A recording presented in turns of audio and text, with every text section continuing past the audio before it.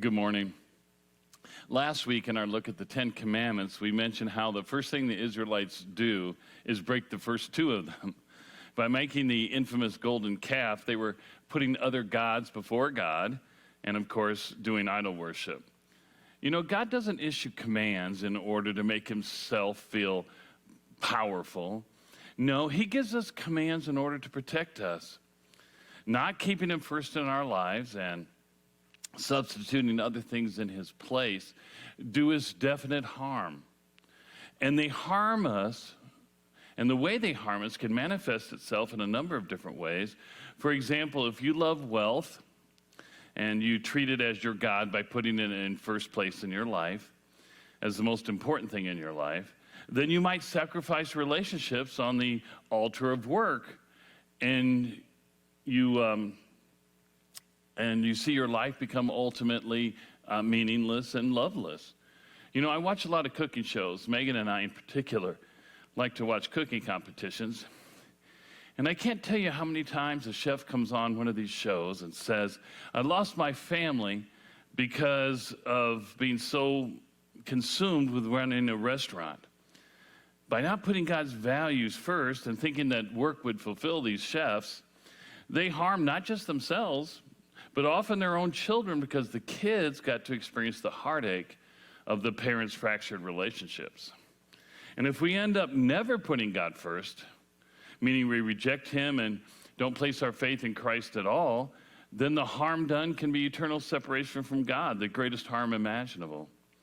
So this week, we're going to examine this episode of the Golden Calf and how they start down this path, this dangerous path of putting the real God nowhere in their lives, really, and putting another God in their lives and resorting to this idol worship. What I want to do, though, before we look at the actual event, is show you where the Moses generation ends up as a result of the idol worship. Because sometimes it's helpful to see where certain paths end before studying even the first step. Now, some of the Hebrews will experience immediate consequences for this golden calf thing, but many others don't. But they don't stop their idol worship, and they don't change. They're going to continue down this path of rebellion against the true God and replace him with the kind of gods that they really wanted. But in actuality, they were bowing down to demons and therefore destroying their lives. Psalm 106, 35 to 38 give us a summary of where the people of the Exodus end up. And it says this: they made a calf in Horeb, and they worshiped a molten image. Thus they exchanged their glory, meaning God, for the image of an ox that eats grass. They forgot God, their Savior, who had done great things in Egypt. They joined themselves also to Baal Peor and ate sacrifices offered to the dead. They also provoked him to wrath at the waters of Meribah, so that it went hard with Moses on their account. Because they were rebellious against his spirit, he spoke rashly with his lips. They did not destroy the peoples as the Lord commanded them, but they mingled with the nations and learned their practices and served their idols, which became a snare to them. They even sacrificed their sons and their daughters to the demons and shed innocent blood, the blood of their sons and their daughters, whom they sacrificed to the idols of Canaan. You see, the result of this idol worship, of compromising with the world, is that in reality, according to verse 37 of this psalm, they were sacrificing to demons. And demons, just like their boss, roam around like lions seeking people to devour. And by sacrificing their children, they were giving the demons exactly what they wanted: the destruction of the most vulnerable. And there are more ways to sacrifice our children than just abortion, or in their case, infanticide. We can sacrifice our children by encouraging them, teaching them to love the things of the world, either explicitly or more commonly implicitly through our example. And we should never forget that if demons seek to devour us and our children, I think it logically follows that they take perverse pleasure in it, probably even laughing at our downfalls. So let's turn now to the golden calf episode. The context for this is found in Exodus 24, verses 12 to 18. Now the Lord said to Moses, "Come up to me on the mountain and remain there, and I will give you the stone tablets with the law and the commandment which I have written for their instruction." So Moses arose with Joshua his servant, and Moses went up to the mountain of God. But to the elders he said, "Wait here for us until we return to you. And behold, Aaron and Hur are with you. Whoever has a legal matter, let him approach them." Then Moses went up to the mountain, and the cloud covered the mountain. The glory of the Lord rested on Mount Sinai, and the cloud covered it for 6 days. And on the 7th day he called to Moses from the midst of the cloud. And to the eyes of the sons of Israel, the appearance of the glory of the Lord was like a consuming fire on the mountaintop. Moses entered the midst of the cloud as he went up to the mountain, and Moses was on the mountain 40 days and 40 nights. So Moses is called up to the mountain to receive these tablets upon which God has written the law. So before he goes there, Moses makes sure that the people have someone to lead them. He leaves Aaron, his brother, in charge, along with a guy named Hur, presumably whose first name is Ben. I'm just kidding. And Moses and Joshua then go up to the mountain, and God makes them wait for 6 days. Then on the 7th day, he calls Moses into the midst of his presence, and Moses stays there for 33 more days and nights. But all is not well back in the camp. Exodus 32, 1-4 continues the story. Now when the people saw that Moses delayed to come down from the mountain, the people assembled about Aaron and said to him, "Come, make us a god who will go before us.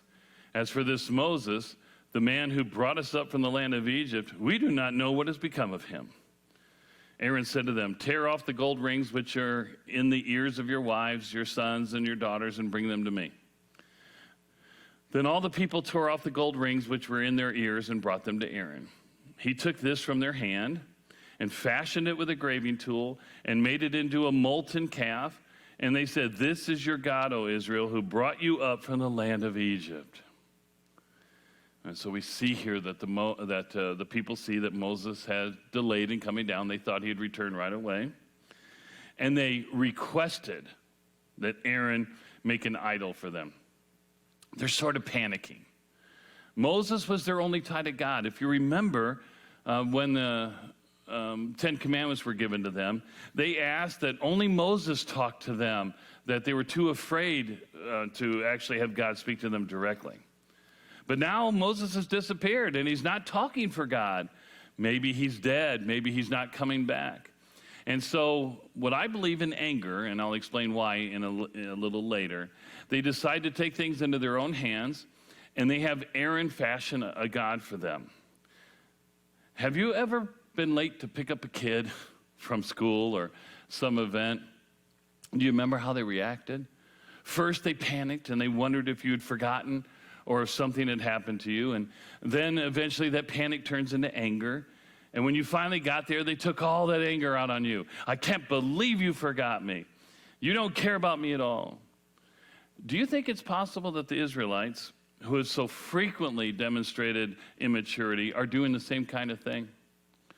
Moses is late. Maybe he's forgot all about us. Maybe God doesn't care either. So we'll do what we know from our days in Egypt, and we'll make our own God. The kind of God who will let us do what we want and give us what we want. Sound adolescent? Sure does. Obviously, Aaron's participation in all of this begs a number of questions. We're not told that he balked at all, that he didn't want to do this, that he tried to change their minds or anything. He just told them to give up their gold earrings, which he melted down and made a golden calf out of. So we have a number, as I said, of these questions, and your guess as to their answers are as good as mine. So first of all, how did he know how to melt gold and then with a graving tool make a calf? Did he make idols in Egypt? Was that his job? Or did he just work with metals? You don't just know how to do this without some kind of training. Second, did he follow their request out of fear? And we're going to see some really strong evidence for this here in a minute. But why would a guy who, along with his brothers, stood up to Pharaoh, who had the courage to do that, who had seen all the inner workings of God in respect to the plagues in the Red Sea. And why would he crumble so easily and sin so egregiously? And then outside of Aaron's participation, we have another question. Why a golden calf? Well, there was a prominent god in the Egyptian pantheon who was a bull. His name was Apis, and he was a god of fertility. Surprise, surprise. Calves in the Bible were a symbol of fertility, celebration, and blessing. If you remember, when the prodigal son returned, his father had them slay the fatted calf. The Israelites may have made a representation of this Apis because of what he would give them. Prosperity, fertility, or so they thought anyway. Another possibility is that there is a Canaanite god, a god from the Palestinian area, whose name was Baal. And he is also depicted as a bull. Baal was worshipped all over the ancient Near East. They would have been familiar with that god. And he's quite often referred to in the Bible. As a matter of fact, in Psalm 106 that we read earlier, Baal is mentioned as the god that they worshiped.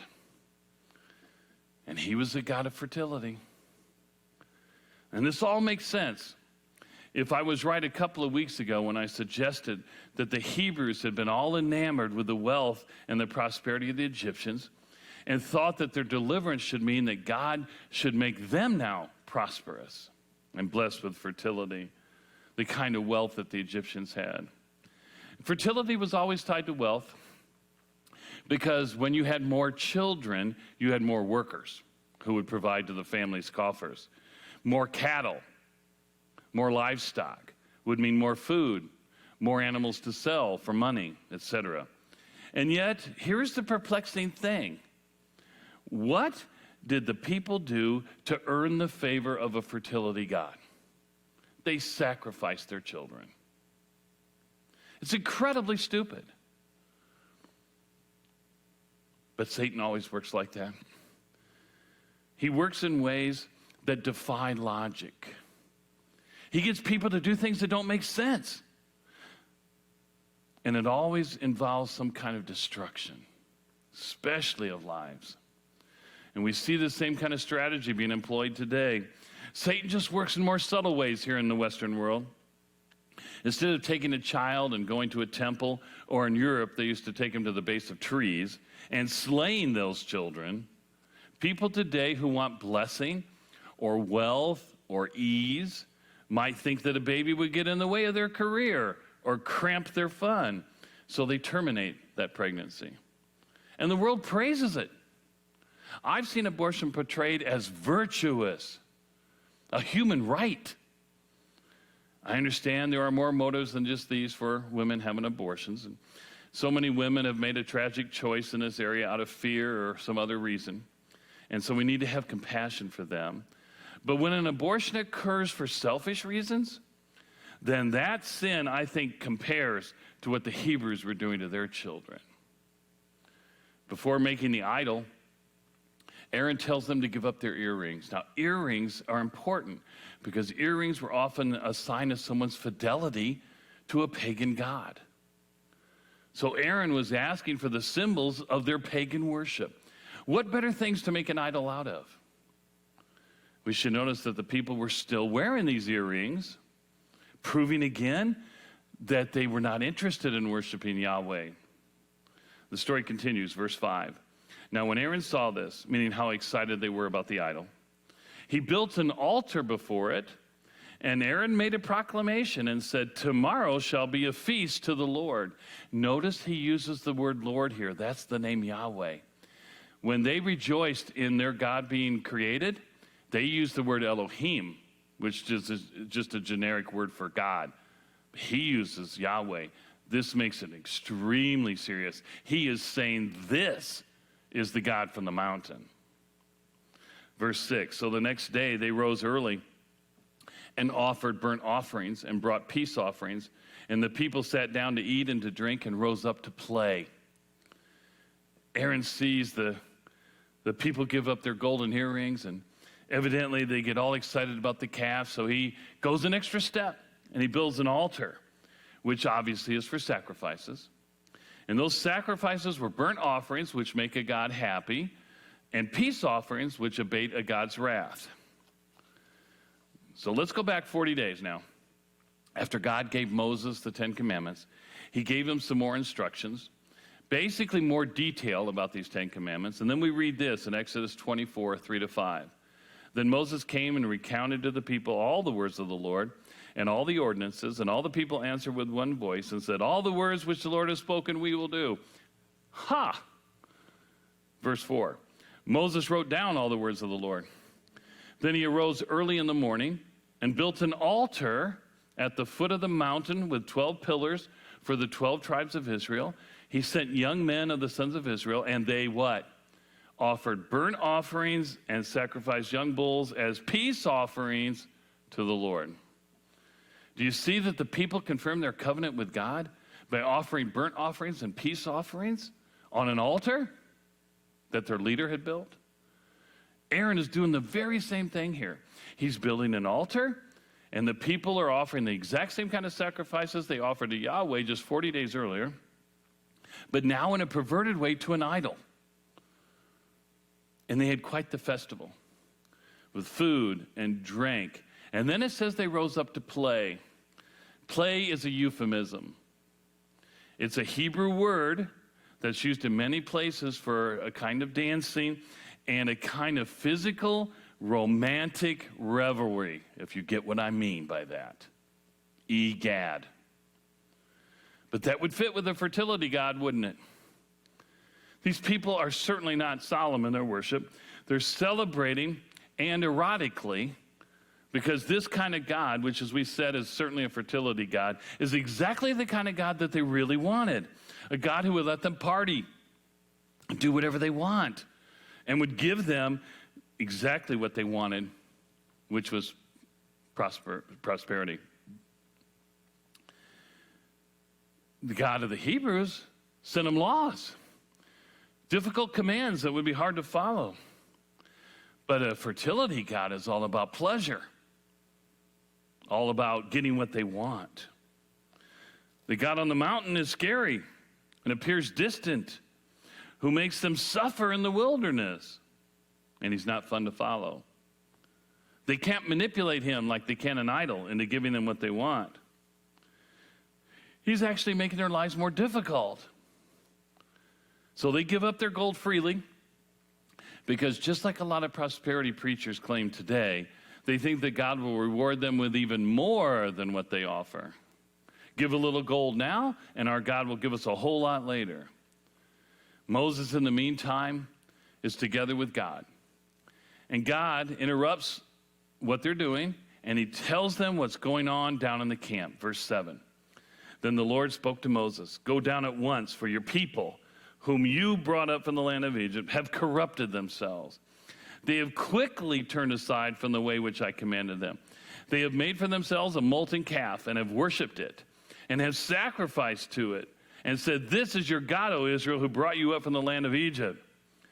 The Lord said to Moses, 'I have seen this people, and behold, they are an obstinate people. Now then, let me alone.'" And this is God speaking now. "Now let me alone, that my anger may burn against them, that I may destroy them. And I will make of you a great nation." So God breaks his time with Moses to tell him what's going down in the camp. And he says, "Go down at once, for your people, whom you brought up from the land of Egypt, have corrupted themselves." It's your people. It's no longer my people, God is saying. They've shown that they're not God's people. God's people would not do what they're doing. God's people don't worship pagan gods. God's people don't flaunt his commandments. And I imagine the commandment to not commit adultery is flagrantly being broken down there. Now, if you remember from last week, I said that serving God is a privilege. God had wanted these people to be his people, a treasured people who would represent him to all the nations. But that privilege of serving him was conditioned upon their obedience to the commandments and the law, which Moses was supposed to come down with the tablets to deliver to them. God's going to remove that privilege. And as we saw, he even suggested to Moses that he kill all the people. Now, I'm sure God didn't really intend to destroy all the people. I think he was just giving Moses a chance to be the leader that he was supposed to be, a chance to intercede on behalf of the people, which is exactly what he's going to do here in a little bit. There's been a great change in Moses. He was insecure, probably selfish and fearful when he begged God not to send him to Egypt. But now he's mature and loving, compassionate, and courageous. Remember, these people were the ones who grumbled against him. These were the same people that were on the verge of stoning him. And yet he's going to intercede on their behalf. And because of Moses' intervention, God eventually says that he will not kill them all, but God does punish some of them. Let's pick up the narrative in verse 15. Then Moses turned and went down from the mountain with the 2 tablets of the testimony in his hand. Tablets which were written on both sides. They were written on one side and the other. The tablets were God's work, and the writing was God's writing, engraved on the tablets. Now when Joshua heard the sound of the people as they shouted, he said to Moses, "There is a sound of war in the camp." But he said, meaning Moses, "It is not the sound of the cry of triumph, nor is it the sound of the cry of defeat, but the sound of singing I hear." So Moses comes down with the 2 tablets made out of stone, which were written by the very finger of God. And he and Joshua hear the people singing. Now, what kind of singing was it if Joshua mistakes it for the sound of war? And knowing Moses the way we do, I'm sure that the hair on the back of his neck was probably standing straight up at this point. The party going on down there is drunken revelry combined with the romantic activities that I described earlier. And despite his mature intercession on the people's behalf, he's still Moses. And Moses has an anger issue. We're going to talk about it in a few weeks. So his anger starts boiling up. Verse 19. It came about as soon as Moses came near the camp that he saw the calf and the dancing. And Moses' anger burned. And he threw the tablets from his hands and shattered them at the foot of the mountain. He took the calf which they had made and burned it with fire and ground it into powder and scattered it over the surface of the water and made the sons of Israel drink it. Can you picture a man who has shown himself capable of enough anger and power to murder an Egyptian taskmaster, throwing down and shattering those stone tablets, and then storming into the camp, grabbing that calf and presumably melting it on its own altar? Can you see him methodically grinding that gold into powder? This would have taken a significant amount of time. And we're not told that he said a word. And then he throws that gold powder on the water and he makes the sons of Israel drink it. Can you imagine their thoughts when they saw his angry face and slow, meticulous actions in melting that calf and then grinding it into powder? He must have fumed, knowing that his anger burned the entire time. He must have been an imposing figure, even at his age. Remember, he's 80 years old at this point. Because nowhere do we read that anyone dared oppose him or even resisted him in making them drink this water with gold on it. By the way, burning and then pulverizing something would indicate total annihilation. And making them drink it means that they have symbolically taken on that annihilation. It forecasted their own destruction. Continuing on, verse 21. Then Moses said to Aaron, "What did this people do to you, that you have brought such great sin upon them?" Look at who he blames. It's the leader. "Why, Aaron, did you not try to stop them?" Verse 22. Aaron said, "Do not let the anger of my Lord burn. You know the people yourself, that they are prone to evil. For they said to me, 'Make a god for us who will go before us.' For this Moses, the man who brought us up from the land of Egypt, we do not know what has become of him. I said to them, whoever has any gold, let them tear it off. So they gave it to me, and I threw it in the fire, and out came this calf. Oh, really? The calf just walked out of the fire?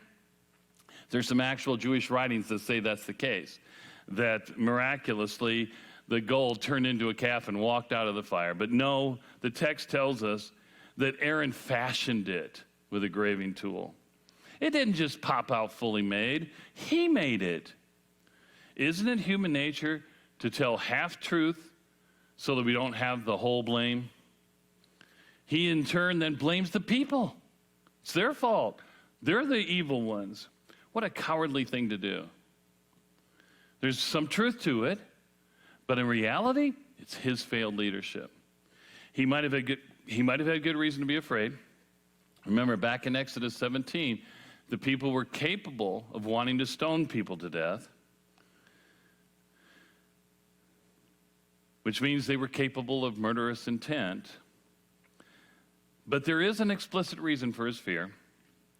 If you look back at verse 1 of the chapter 32, we read this. The people assembled about Aaron and said to him, come, make us a god who will go before us. In the original Hebrew, it doesn't say about.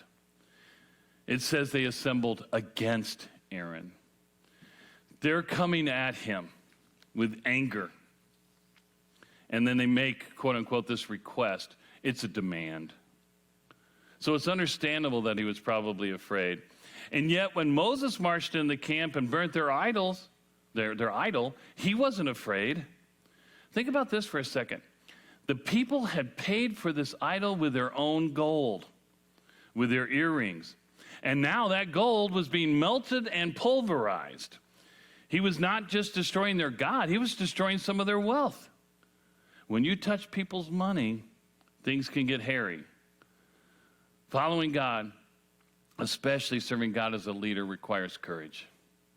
As believers, we are required to stand firm in our allegiance to God. Do you remember what Jesus said? He who denies me, I will deny them. All the disciples except John died standing up for their faith. They stood up in courage and refused to deny Christ. I don't know why Aaron caved, but he certainly was fearing for his life. But is that really an excuse? It certainly isn't for Christians. Jesus died for us. Shouldn't we be prepared to die for him? Will we be presented with situations like Aaron's in our lifetimes? Situations in which we will be called upon to deny our God at the cost of our lives? I don't know. But are we prepared if it does happen? And what about even now? What about situations in which our lives are not on the line, only our reputations or acceptance? When a family member shows you contempt for your faith, do you shy away from standing up for God and downplay what you believe and stay away from conversations that might cause you to have to say something some people might find offensive? If we're not willing to stand up for even these minor things, how will we stand up when it means losing our life? Now, coming back to the story, we find out that there are some people who probably did not go along with the making of the idol. They were called the sons of Levi, verse 25. Now, when Moses saw that the people were out of control, for Aaron had let them get out of control to be a derision among their enemies, then Moses stood in the gate of the camp and said, whoever is for the Lord, come to me. And all the sons of Levi gathered together to him. Verse 27, he said to them, thus says the Lord, the God of Israel, every man of you put his sword upon his thigh and go back and forth from gate to gate in the camp and kill every man his brother and every man his friend and every man his neighbor. So the sons of Levi did as Moses instructed, and about 3,000 men of the people fell that day. The sons of Levi become the priests of the nation. They are acting as God's delegated representatives here to execute capital punishment. But obviously they didn't kill every man. They only killed 3,000. Sound barbaric? You bet. But keep this in mind. These men would be the ones who would sacrifice their children to this idol. There must have been some criteria that we're not told about for who the sons of Levi decided to kill. Maybe it was men without earrings. I don't know. It's tempting to be hard on Aaron and really judge him for his cowardice. If you notice, though, neither God nor Moses execute any kind of punishment on him other than Moses' verbal chastisement. They must have understood that he did this out of pressure and, of course, weakness. Verses 30 to 33 tell us about the aftermath. On the next day, Moses said to the people, "You yourselves have committed a great sin. For now I am going up to the Lord. Perhaps I can make atonement for your sin." Then Moses returned to the Lord and said, "Alas, this people has committed a great sin, and they have made a god of gold for themselves. But now, if you will, forgive their sin. And if not, please blot me out from your book what you have written." The Lord said to Moses, "Whoever has sinned against me, I will blot him out of my book." So even back then, God must have had a book with the names of those who were going to heaven in it. But God says that he will blot out the names of those who sinned. By choosing to worship the calf, some of these people must have indicated that they would never put their faith in God. Now, once again, I've stressed over and over again through this series that God is not timid. He's not a sandal-wearing hippie who just sort of looks the other way and just loves everybody into heaven. He is a God, the God. He's a righteous God. And he takes sin seriously because sin hurts people. And he wants to protect people. He took sin so seriously that his own son had to die in order to satisfy his justice. He didn't just wink at it. These people who worshiped the calf, after all that God had done for them, had certainly made their choice.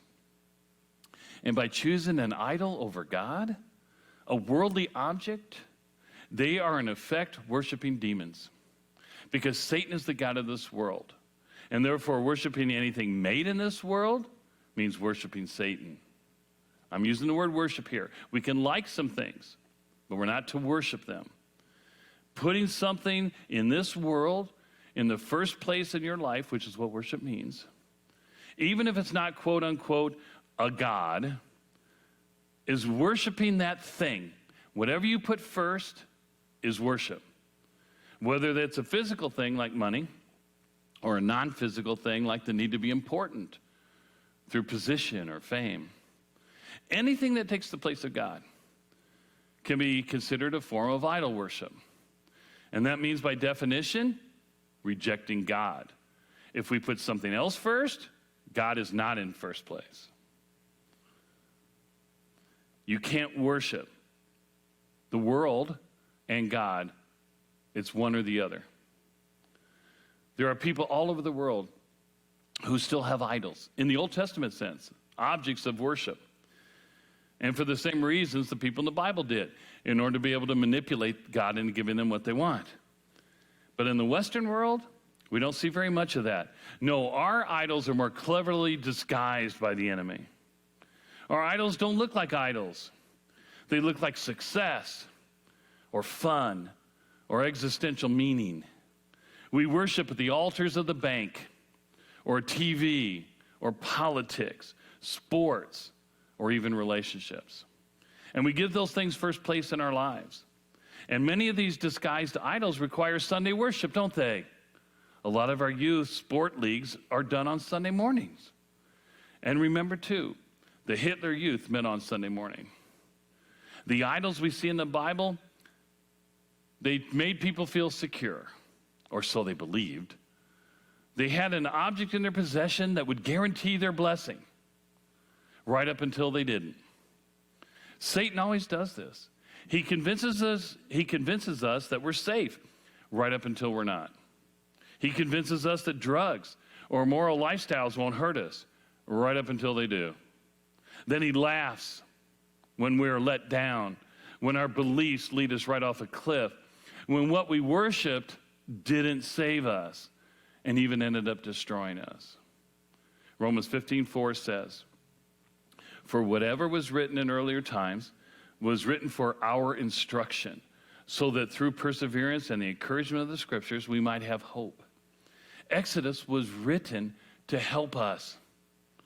By learning what we're supposed to learn through this Exodus account, that salvation is through God alone, and that worshiping the things of the world, the gods of this world, our names could very well be blotted out of God's book. And by learning that, we're learning the most important lesson of all, that if we choose the world and its gods over Jesus, when we arrive in heaven, he will say, "I never knew you. You don't belong here. You are to be sent away." Let's close with this thought. God takes our sin very seriously, and we should too. Because Jesus' blood covers us, we're no longer condemned by sin, and God's love will never be taken away from us, but we can be disciplined for our sin. We no longer fear God in the sense that he will take his love away from us, because Jesus' sacrifice is a permanent sacrifice. But we should respect him and have a healthy fear of him in terms of the need to obey him and not love the things of the world. So let's take what we read today and use it to remind ourselves about how dangerous and seductive the world can be. Satan has designed it that way in order to entice us to our destruction. And let's do all that we can to keep God first. But it takes courage. Will we stand up?